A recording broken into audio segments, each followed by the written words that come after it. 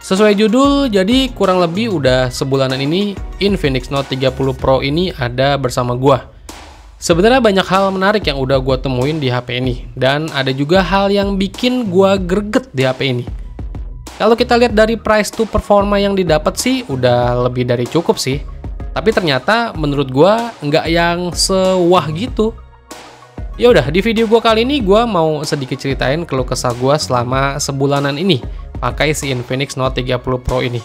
Ya udah, kita opening dulu yuk.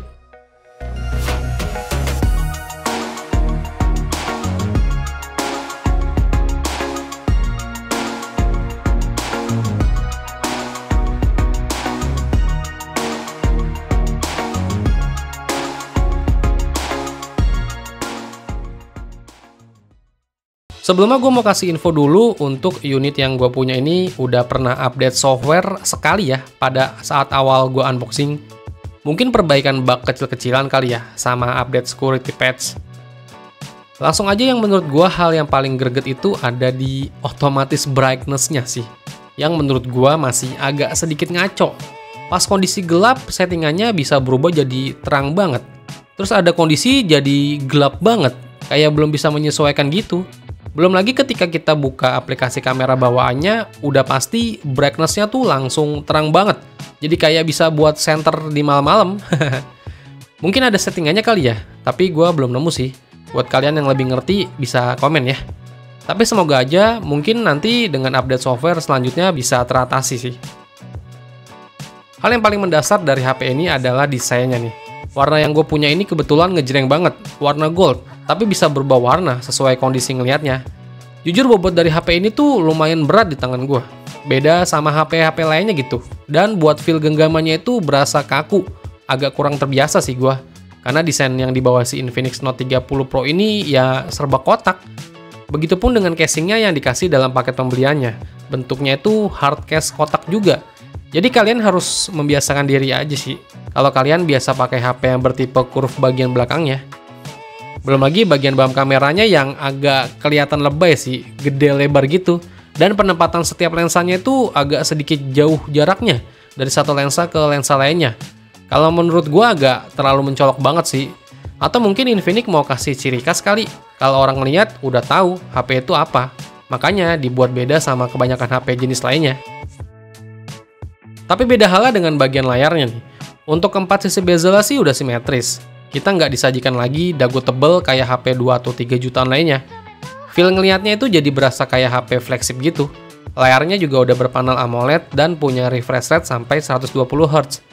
Tapi kita dikasih pilihan sih, bisa setting secara otomatis atau manual antara 60 Hz, 90 Hz, dan 120 Hz. Jadi bisa nggak makan banyak daya baterai sih. Layar Infinix Note 30 Pro ini entah kenapa pas gua buat nonton sebenarnya sih ya cakep-cakep aja. Berasa ngegonjreng dari tone warnanya. Tapi beda halnya kalau kita buat edit foto atau video nih. Kalian wajib hati-hati nih. Karena layarnya itu ngebus saturasinya tinggi banget. Jadi buat penyesuaian warnanya harus kalian perhatiin sih. Jangan sampai ketika kalian edit foto di Infinix Note 30 Pro ini udah pas, terus ketika dicetak warnanya jadi meleset atau burik. Terus buat speakernya menurut gue udah cakep. Dual speaker yang dituning sama JBL bikin HP ini jadi HP dengan speaker terbaik di kelas 2-3 jutaan sih. Belum lagi fitur-fitur kayak NFC, jack audio 3,5 mm, dan triple slot SIM card itu masih tersedia juga ya di Infinix Note 30 Pro ini.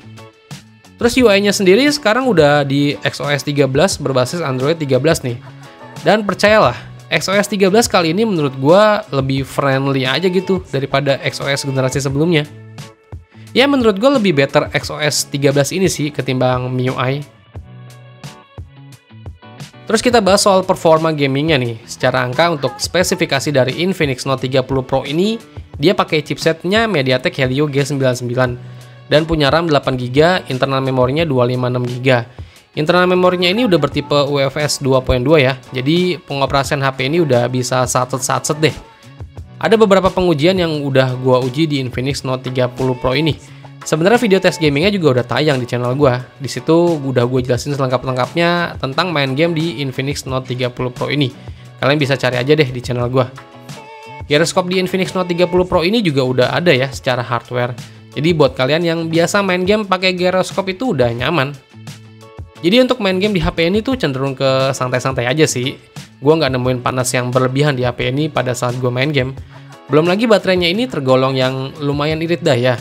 Tapi dengan catatan, kalian nggak bisa geber HP ini di settingan push rata kanan. Settingan bawahnya aja sebenarnya udah cukup sih. Sebagai contoh aja, gua tes main Mobile Legends, HP ini bisa disetting grafik ultra, frame rate super loh, alias mentok di 90 fps. Game MOBA kayak gini buat Infinix Note 30 Pro sih ya anteng aja sih. Dengan PD-nya dia bisa santai tanpa penurunan FPS.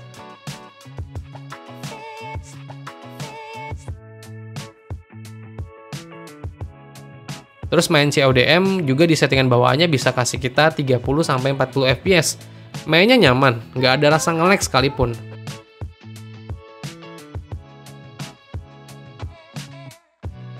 Terus main game bola macam FIFA 23 ini juga masih playable banget di settingan medium. Pergerakan bolanya smooth dan suhunya juga masih aman banget. Dan gue juga tes main PUBG Mobile settingan yang bisa dipakai di Infinix Note 30 Pro ini di Smooth Ultra aja ya. Gue main sekitaran 20 menit lebih, nggak ada sama sekali gue nemuin frame drop, dan keadaan HP-nya masih angkat-angkat aja sih. Main settingan Smooth Ultra ya masih nyaman aja, walau dalam kondisi ngeras sekalipun. Dan main sekitar 20 menit lebih, baterainya berkurang 6% aja. Terus gue geber main Genshin Impact, gue setting push rata kiri. Ya masih cukup playable sih dimainkan, tapi agak sedikit ada frame drop kalau emang kita bener-bener lagi banyak musuh kayak gini. Tapi di game Genshin Impact ini buat suhu dari Infinix Note 30 Pro ini udah lebih ke arah panas ya. Menurut gue hal yang wajar sih, karena gamenya pun emang tergolong game berat.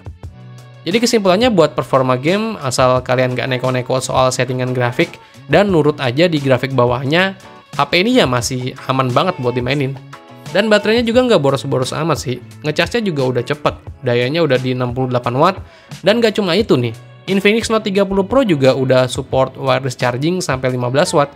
Kita juga dikasih wireless charging padnya di paket pembeliannya ya. Belum lagi fitur kayak bypass charging buat kalian yang main game sambil colok charger udah aman. Dan fitur reverse charging layaknya Infinix Note 30 Pro kita bisa jadi powerbank nih. Dimana HP yang punya fitur tersebut cuma ada di HP kelas flagship punya. Jadi ya Infinix Note 30 Pro ini udah paket lengkap sih di kelas harganya. Terus gue tes buat fotografinya yang jadi salah satu nilai jual utama nih. Secara angka Infinix Note 30 Pro ini punya kamera utama beresolusi 108 megapiksel dengan sensor dari Samsung SK5J dan punya kamera bokeh dan makro yang menurut gue buat gimmick aja sih. Kayak kelihatan mubazir sih.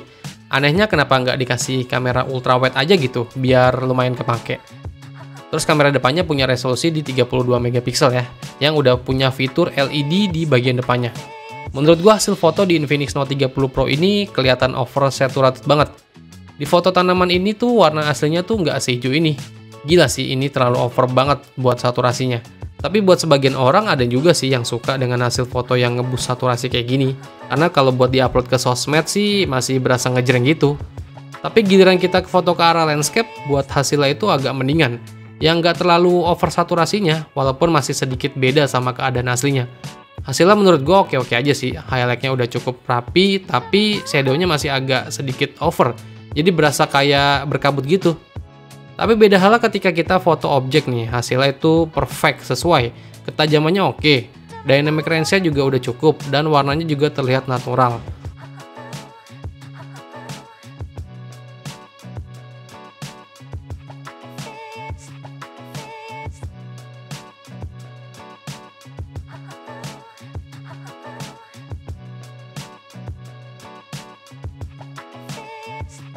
Foto selfie-nya juga berasa pas, nggak terlalu over saturasi.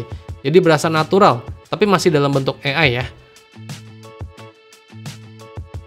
Terus buat foto malamnya, hasilnya ya sewajarnya HP 2 atau 3 jutaan yang lainnya sih. Untuk night mode ya udah pasti overexposure, tapi untuk detail masih cukup terjaga. Hasilnya juga nggak burik-burik amat, masih keren lah buat diupload ke sosmed. Kalau buat videografinya di settingan 1080p sih udah cukup baik sih. Walau mikrofon di HP ini tuh cuma sebiji aja, jadi buat suara yang dihasilkan agak sedikit mendem gitu. Tapi overall untuk kualitas kameranya boleh dibilang ini masih objektif ya.